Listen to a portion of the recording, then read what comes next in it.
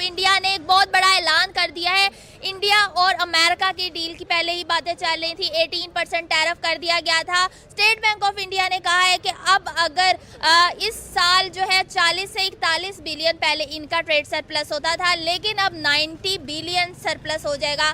पहले बात की जाए तो ट्रम्प जो है उन्होंने $500 बिलियन के 5 साल का हदफ दिया था कि हमसे इंडिया चीज़ें इंपोर्ट करेगा, लेकिन अब की अगर बात की जाए तो ये चीज़ जाहिर करती है कि इंडिया जितनी चीज़ें इंपोर्ट करेगा उससे डबल कीमत की चीज़ें एक्सपोर्ट करेगा। अच्छा,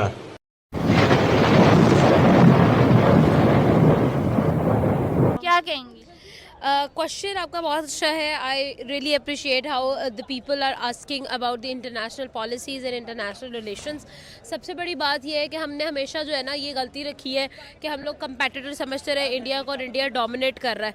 राइट नाउ हम लोग किसी भी अगर सेक्टर की बात करें तो we have seen the domination of Indian people और Indian government and Indian management. हम लोगों ने देखा है ये चीज़। इसके अंदर बहुत सारी हमें एग्जांपल्स मिल जाती है। अगर देखो तो राइट नाउ इंडिया जिस इंटरनेशनल पॉलिसी पर काम कर रहा है ना, that is free trade agreement. शायद आपने definitely you are so closely interested in that perspective, तो आपको आइडिया होगा कि इंडिया ने बहुत सारी कंट्रीज़ के साथ फ्री ट्रेड एग्रीमेंट्स किए हैं, जिनके अंदर रशिया के जब प्रेसिडेंट जो थे वो आए थे, व्लादिमीर पुतिन, विजिट किया था 2 days visit to Russia to India by the Russian president. तो वहाँ पर भी यही बात डिस्कस की गई थी कि भाई हम लोग फ्री ट्रेड एग्रीमेंट करेंगे, यानी इंपोर्ट्स और एक्सपोर्ट्स को जो है वो हम लोग इक्वल करने की और उसमें इक्विलिब्रियम क्रिएट करने की कोशिश करेंगे। उसके बाद इन्होंने ओमान के साथ किया फ्री ट्रेड एग्रीमेंट, उसके बाद जॉर्डन के साथ हुआ, and if I am not wrong New Zealand के साथ भी हुआ। अब इसके अंदर बहुत सारे सवाल न्यूजीलैंड के खिलाफ उठाए भी गए थे कि भाई न्यूजीलैंड जैसी कंट्री को आखिर इंडिया के साथ फ्री ट्रेड एग्रीमेंट करने की क्या ज़रूरत थी। लोगों को ये समझ नहीं आ रहा था, लेकिन यहाँ पर एक बहुत ही सिंपल सा इसका रीज़न है, और वो ये है कि जब भी आप न्यूजीलैंड के साथ फ्री ट्रेड एग्रीमेंट करेंगे तो अल्टीमेटली जो न्यूजीलैंड है उसको एक अच्छी और एक पायदार वर्क फोर्स मिल जाएगी, जो कि वहाँ को ट्रैवल करना भी चाहती है और जो वहाँ पर जाकर एक अच्छा इमेज क्रिएट भी कर सकती है। इंडिया के लिए न्यूजीलैंड के दरवाजे खुले, जिसकी वजह से इंडिया की लेबर जो है वो वहाँ पर जा सके, इंडिया के वर्कर्स जो है वो वहाँ पर जाकर काम कर सके, और उन्होंने काफ़ी अच्छा जो है वो रिफॉर्म्स वहाँ पर प्रोवाइड भी किए। Now let's come back to the topic USA की जब हम लोग बात करते हैं तो यूएसए में हम लोगों ने ये भी चीज़ देखी है कि इंडिया ने राइट नाउ एक होल्ड क्रिएट कर दिया हुआ है एशिया के अंदर। आप इंडिया को निगलेक्ट ही नहीं कर सकते हो, ठीक है। इवन कि आप पूरी दुनिया के अंदर भी इंडिया को निगलेक्ट नहीं कर सकते, because being the 5th largest economy and going to be the 4th largest economy, उन्होंने एक ऐसा जो है ना वो अपने एक होल्ड क्रिएट कर दिया हुआ है towards the countries of the whole world कि भाई वो इंडिया को निगलेक्ट नहीं कर सकते। There are several reasons for that. One, India cheap labour provide करती है, इंडिया अपने इन्वेस्टर्स को जो है वो वेलकम करती है और उनकी टर्म्स पर काम करवाती है, ठीक है। और इंडिया जो है वो टैक्स के मामले में बहुत ज़्यादा फ्रेंडली है, वो अपने इन्वेस्टर का ध्यान रखते हैं, अपने जेबों का ध्यान कम रखते हैं, ठीक है।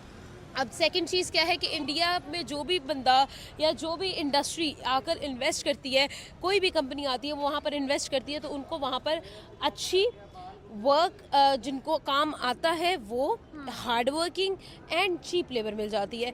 इससे क्या फ़ायदा होता है कि अल्टीमेटली आपको चीप लेबर से मैक्सिमम जो है वो लेबर मिल रही है, ठीक है। इसी कौन सा इन्वेस्टर होगा, कौन सी ऐसी कंपनी होगी जो ये नहीं चाहेगी कि भाई हमें वर्क फोर्स भी मिले, हमें अच्छी एक्सपीरियंस वर्क फोर्स भी मिले, जिनको काम आता भी हो और जो पैसे भी इतने चार्ज ना करें। तो अल्टीमेटली एक सोने की चिड़िया बन गई इंडिया थी। ये चीज़ तो एक जेनेरिक पॉइंट ऑफ व्यू आ गया ना। अब हम इसको स्पेसिफिक कर लें तो यूएसए को अगर काउंटर करना है चाइना को, which is the 2nd largest economy and can ultimately beat USA in their economy and in their work, in their business, in their trades, तो वो है चाइना। और उसको काउंटर कौन कर सकता है? India, that's for sure. अब ये चीज़ बहुत ज़्यादा चीज़ों को क्लियर कर देती है, लेकिन इंडिया भी अब इस चीज़ को समझ चुका है कि कोई मुझे निगलेक्ट नहीं कर सकता, तो वो इस चीज़ का पूरा फ़ायदा उठाता है। आप ये देख लें कि how peacefully and how beautifully India ने मेंटेन किया अपने फॉरेन रिलेशंस को with Russia, with France and with USA. और ये चीज़ बहुत बड़ी एग्जांपल है कि उन्होंने अपने फॉरेन रिलेशंस को और अपनी इंपॉर्टेंस को स्टडी किया हुआ है। इसमें बहुत बड़ा क्रेडिट जाता है एस जयशंकर, जो कि उनके फॉरेन मिनिस्टर हैं।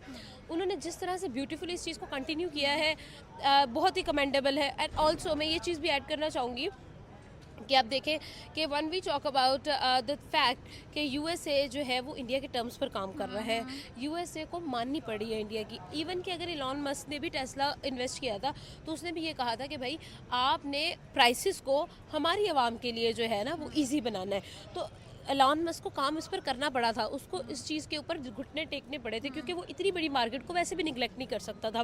टेस्ला उसने इंट्रोड्यूस करवाना ही करवाना था। तो ये बहुत सारे छोटे छोटे रीजंस हैं वाई इंडिया की चलती है।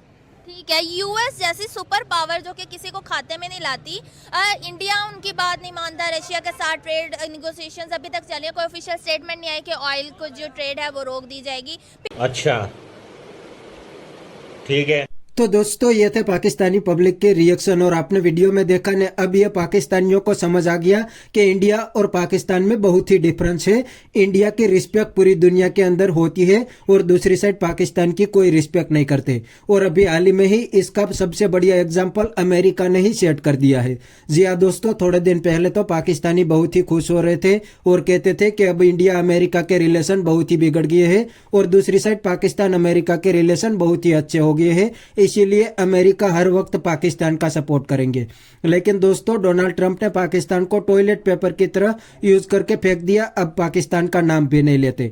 और दूसरी साइड इंडिया के साथ दुनिया की सबसे बड़ी ट्रेड डील कर ली है, इसीलिए ये पाकिस्तानियों को अब समझ में आ गया है कि इंडिया और पाकिस्तान में बहुत ही डिफरेंस है, और इंडिया की फॉरेन पॉलिसी भी दुनिया के अंदर चलती है और दूसरी साइड पाकिस्तान की कोई रिस्पेक्ट नहीं करते। तो बस दोस्तों आज के वीडियो में इतना ही। अगर आपको ये वीडियो पसंद आया तो वीडियो को लाइक शेयर कर दीजिए और चैनल को सब्सक्राइब करना मत भूलिए। थैंक यू, मिलते हैं नेक्स्ट वीडियो में।